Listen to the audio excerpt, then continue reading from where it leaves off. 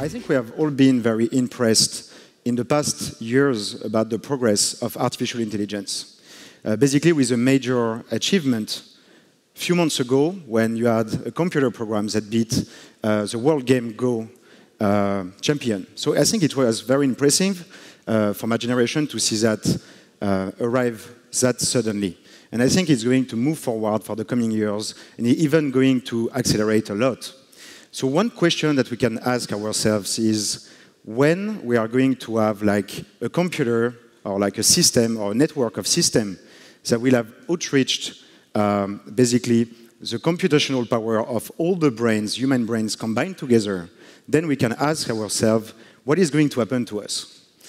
And I think that this question is also pretty scary for Elon Musk, that recently during a Recode conference, he explained that we specifically need to develop what he calls a neural lace in order to live with symbiosis with machines.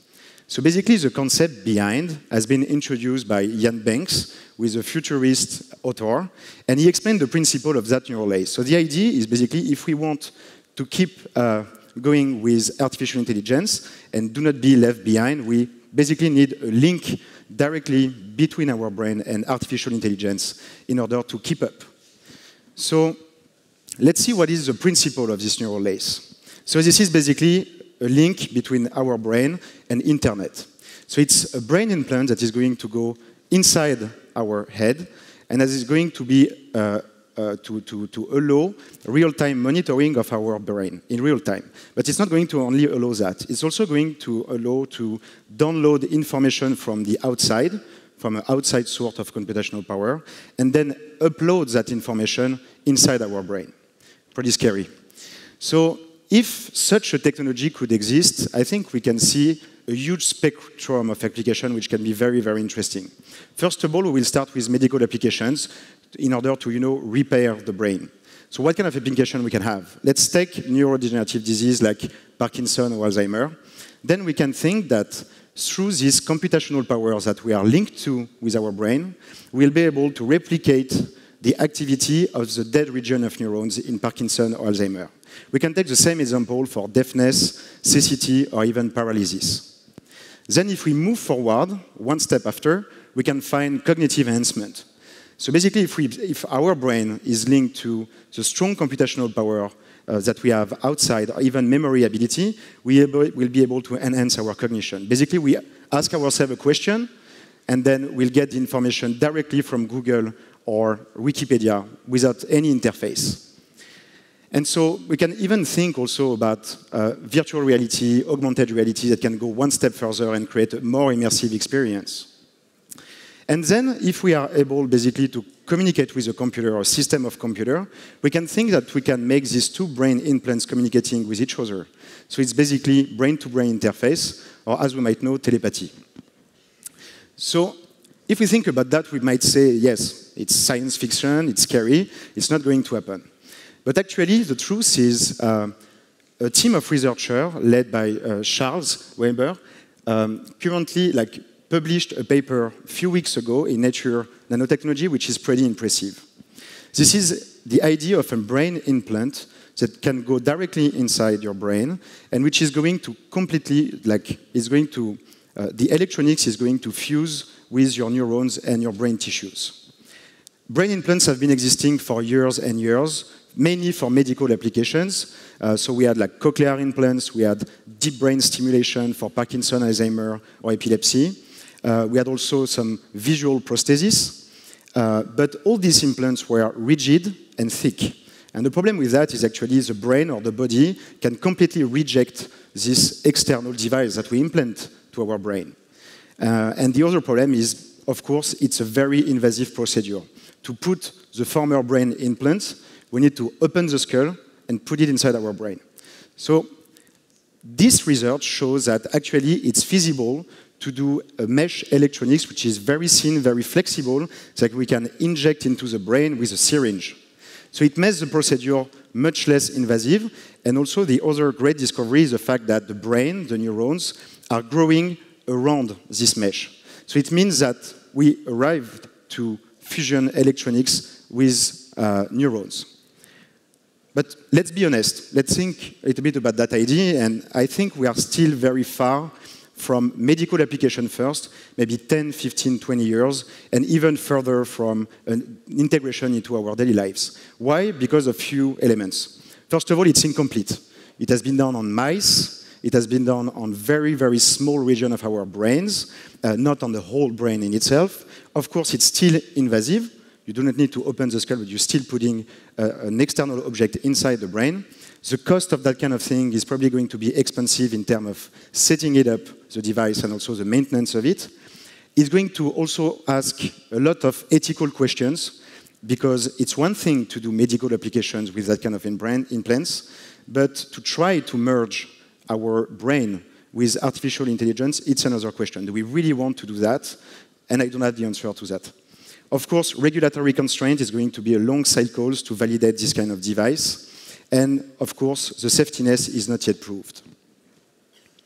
So what about the other kind of neurotechnologies that exist? You can find two kinds of technologies. First category is to measure and analyze your brain activity. And the second one is to interact with the brain or the nervous system. In the first category, you will find traditional imagery techniques like MEG, CT, MRI, or PET scan that you can find in hospitals. The problem with this device is they are actually taking, like they are filling full rooms in hospital, and it's very, very expensive. So it's not yet ready to be implemented in our everyday lives. We have ECOG and implants, which are very invasive.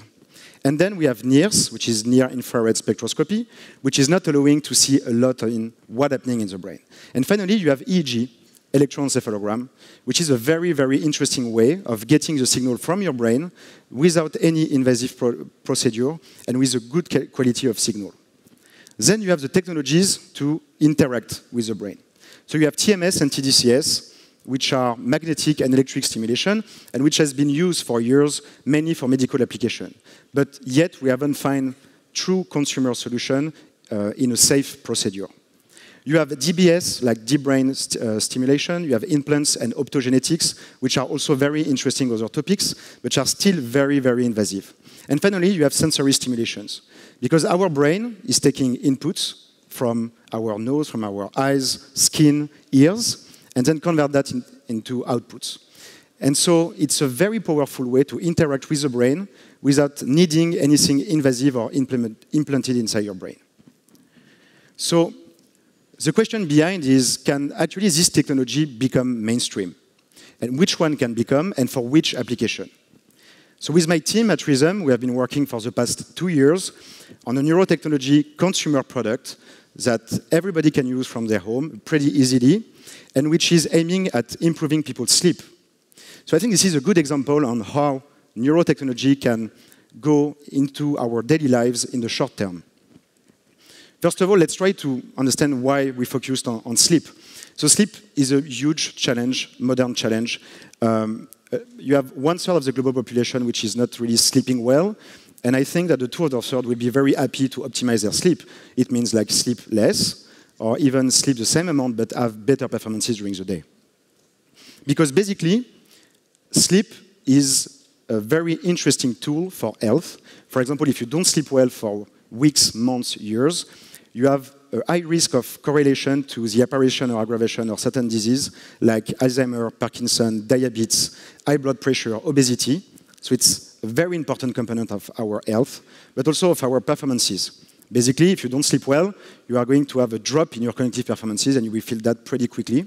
So maybe by sleeping better, you can enhance these performances to a certain extent. So when you're sleeping, you're going through different sleep stages, different sleep cycles. You fall asleep, you go into light sleep, and then you reach deep sleep. You go back to light sleep, and you're oscillating like that until you reach the REM sleep, which is a stage during which you're dreaming at the end of the night.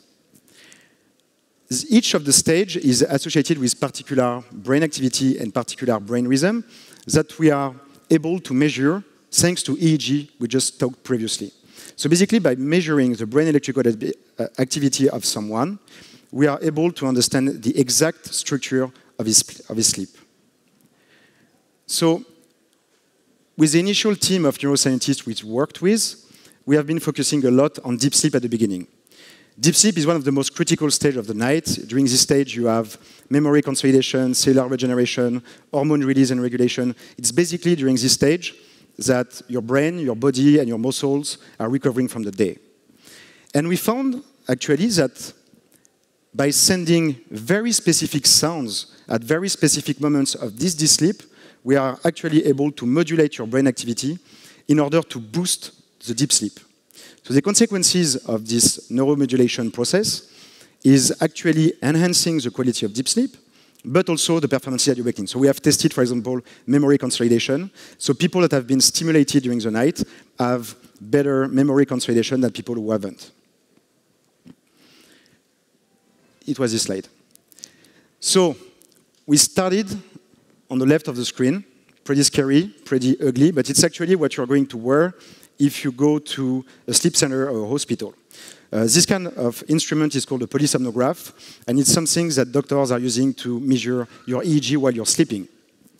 So it was very far from something that people can actually live with, sleep with, and use from their home. You need a setup of 30 minutes. You have 30 electrodes on your head, which is plugged to a box of electronics like that, plugged to a computer, and then we were triggering the stimulation manually from a computer. Then, in the middle, it's still scary and ugly, but it's one of our early prototypes. And so this prototype was the first one which everything was embedded inside the headband. So no need of a computer, no need of people triggering the stimulation. Everything was made inside the headband. So the last picture, magic, is the last version of the product that we have developed. So it's called Dream. It's a headband that you put on your head when you go to sleep, and which is going to do several features while you're sleeping. So while you're sleeping, your brain is really active. You have 100 billion of neurons which are communicating with each other. You have chemicals reaction happening inside each neuron, and each time that a connection is made between two neurons, you have an electric impulse and current which is generated. And if you sum up all these small currents, then you can see a bigger electric current, which is the EEG, and you can measure safely, non-invasively from the outside of the brain. So reading and analyzing the EEG is pretty interesting to understand what is happening inside your brain in real time. So we can see relaxation patterns, drowsiness patterns, and of course, we can characterize sleep easily with EEG. So doctors and laboratories have been using this signal to understand how you sleep. Each of the stage is associated with a particular brain rhythms and brain activities. During deep sleep, you can see your brain is working like an orchestra, which is very synchronized. All the neurons are working together. And so the neuromodulation process that we have developed, basically when you will be sleeping with a headband, the algorithms are going to detect and predict the optimal time of that deep sleep to trigger audio stimulations. Consequences are an improvement of the deep sleep quality. Then you continue to sleep, and then you move to the end of the night. And at this time, the headband is going to wake you up at the optimal time at the end of the night. Basically, if you wake up in deep sleep or in light sleep, or sorry, in REM sleep, you are going to feel very tired for 1 hour after the wake up. So to avoid that, the headband is going to wake up at the optimal time. Then, when you wake up, you just turn it off, you plug it, and you can go to the smartphone app in order to see how you slept, how stimulations impacted your night, and some other features that we have developed. A cool one is actually you can see your brain activity in real time from your smartphone. I think this is cool. So to make that possible, to come from that laboratory equipment to something that people can actually use by themselves and working for everybody, we had to develop a lot of different technologies. First of all, we need to detect the signals. We need to develop sensors. Sensors in laboratories, we are using like little metal cycles which are glued to your head, so you need a setup of 30 minutes. On our headband, you just need to put the headband on your head, and then it's working. So you can see the 3 sensors here and 2 sensors on the sides of your head. Then this information is going to a small computer which is put on the top of the headband. So here you have a very powerful miniaturized computer that is running machine learning algorithms in order to understand the signal, to understand how you sleep, and to trigger the stimulations. We have developed some state-of-the-art algorithm on the analysis of EEG and brain data. And we have also developed some new data infrastructure and algorithm in order to visualize interpret and process in real time huge amount of brain data. So if we go back a little bit to the broader view of neurotechnology, our roadmap at Rhythm is really to focus first on sleep. Make people sleep better, like the consumer, or even in medical applications, or in other kind of fields of application, is a quite complex problem, because you have a huge variability in terms of sleep problems, sleep needs, and solutions in front of that. So we are going to focus in the coming years on the development of new products, improvement of the technology.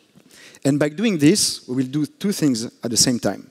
We will improve the core technology. If we think about the core technology that we have developed, it's basically a non-invasive method. It's a small computer that you can wear and that can analyze in real time your brain activity and modulate it as well. So you can see a lot of applications. The other side, which is interesting, is the data that we are generating. We are going to build the first massive data set of EEG and brain data.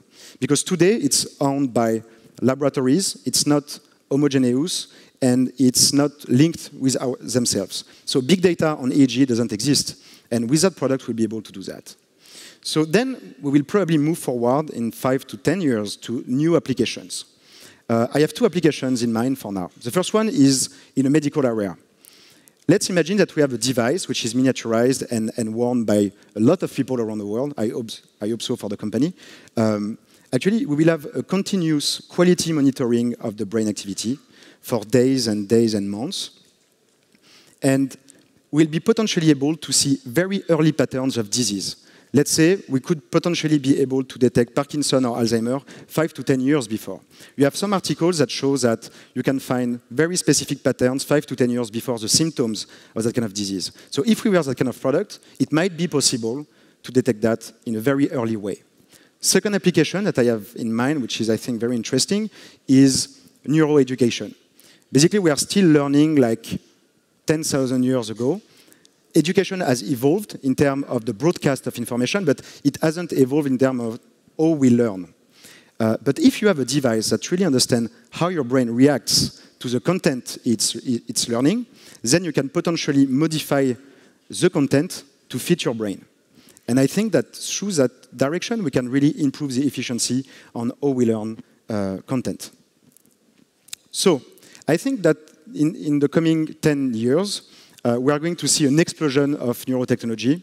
I think also that neurotechnology shouldn't be very scary, like Professor X helmet, or even this idea of a neural lace. I think that neurotechnology is going to focus on very specific application. Brain is one of the most complex systems of the universe. You have 100 billion neurons. Each of them are communicating with 10,000 other neurons. So it's something highly complex. But you have a lot of research happening in Europe and United States through the Human Brain Project and the Brain Initiative, which are aiming at decode and model the brain entirely. I think it's going to happen in the 5, 6 coming years. It's exactly the same that happened on DNA a few years ago with the Human Genome Project. And onwards that we will get to that point, we'll be able to see emerging new solutions. In parallel of this fundamental research, you will have also this exponential evolution of technology that will keep going at least for a few years, which will be about miniaturizing technology, increasing computational power. And then if you merge the two together, you will be able to see that kind of neurotechnology product, not only staying in a laboratory context, but also reaching the consumer for very specific application. So I think the coming years are going to be pretty cool. Thank you.